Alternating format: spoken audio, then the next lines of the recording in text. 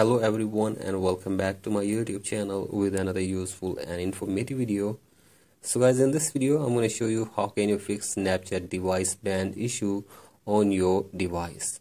So guys, if you're unable to log in your Snapchat account and your account or your device is banned, here I will show you how can you fix it. So guys, for that you have to simply watch this video till the end.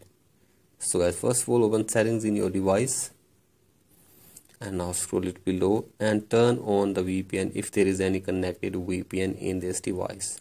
So guys, do this, and after this scroll it below and tap on general, and now you have to scroll it below and tap on date and time and set your date and time from here, and after this go back and now tap on language and region, tap on region and select your country or region correctly, and then go back and now tap on transfer or reset iPhone.